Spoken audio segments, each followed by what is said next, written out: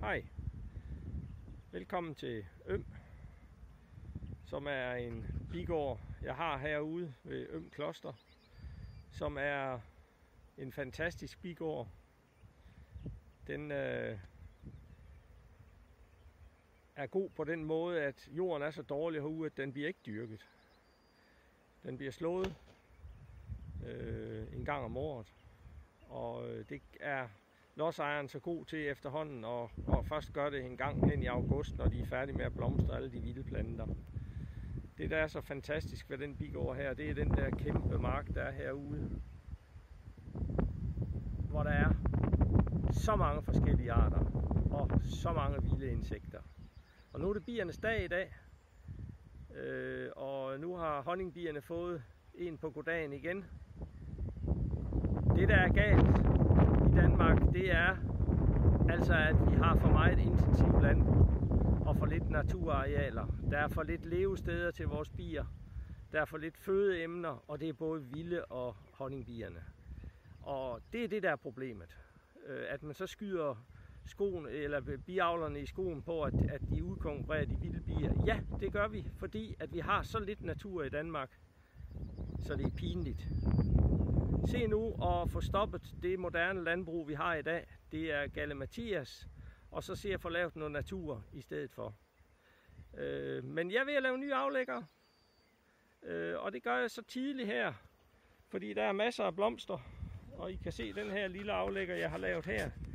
Den er lavet på 5 tavler, indskrænket. Altid godt at indskrænke bierne så meget som muligt.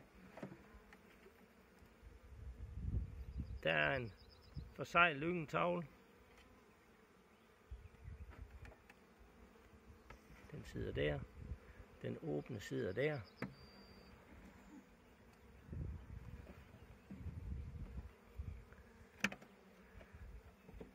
Og den forseglede her, den er så stor og kraftig og så mange bier, at når den klækker, så fylder de alle de 5 tavler her, bierne. Og så er der en ordentlig blok foder her.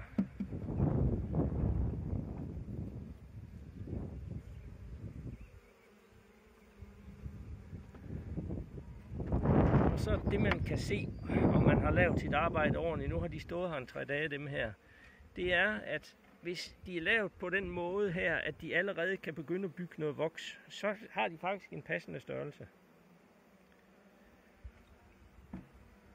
Men små aflæggere, lidt plads, det er alfa og omega. Og så rykker jeg bare tasken en tand og giver dem en kunsttavle eller 2 på én gang. Så det er en nem måde, og bierne, kan man sige, på den her årstid, honninghøsten i forhold til indbæring af nektar fra raps og tjørn, er jo over i løbet af slutningen af den her uge. Og det vil sige, at det yngen, vi tager fra den nu, det når ikke at blive til trækbier på honninghøsten. Så se at komme i gang, få lavet nogle aflæggere. De bliver levestærke og overvindingsduelige. Det var det, jeg havde på hjertet i dag. Hej.